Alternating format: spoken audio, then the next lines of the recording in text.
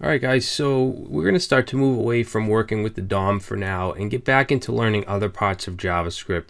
In this section we're going to learn about asynchronous JavaScript and working with technologies like Ajax and the Fetch API, which are used to make HTTP requests to files, APIs, and services, whether your own or some external REST API or something like that. Now, Ajax and the XML HTTP request object are older technologies, but very reliable, and Fetch is a newer standard, and we're going to be working with both. Okay, we're actually going to build a simple custom HTTP library that uses both, and we're building this library to show you how to make all types of requests while at the same time using things like callbacks and promises. Alright, so before we talk about asynchronous programming, let's talk about synchronous programming or synchronous code.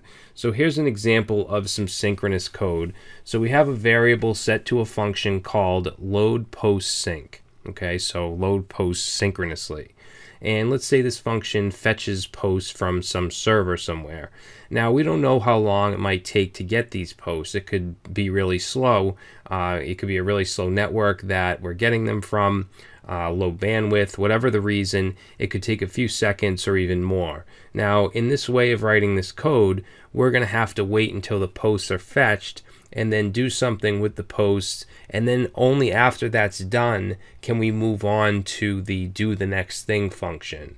So this is what's called blocking code. It's going to block until the posts are fetched and loaded, which obviously slows things down.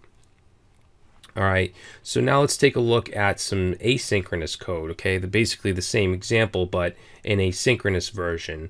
In this case, instead of just pulling the posts out of a synchronous function, we're passing in a callback function, which is just one method for handling asynchronous code. This callback will run and fetch the posts and allow us to do something with the posts, but the do the next thing function does not have to wait until the posts are fetched and loaded. Alright, so the program isn't blocked and it will simply just keep going. Even if it takes a while for the post to be fetched, it's not going to stop the do the next thing function from running. In turn, this is much faster, and that's the beauty of asynchronous JavaScript and asynchronous programming in general.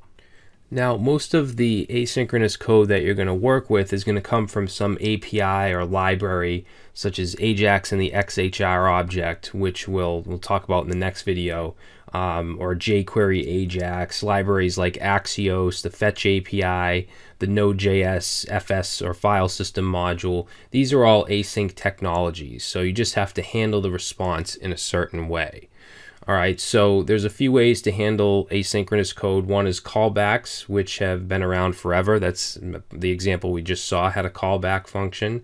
I'm going to show you how to use and write callbacks. Then we also have newer methods like the ES6 or ES 2015 promises. And then even newer features like async await, which allow us to write asynchronous code or asynchronous operations and make them look like simple synchronous code.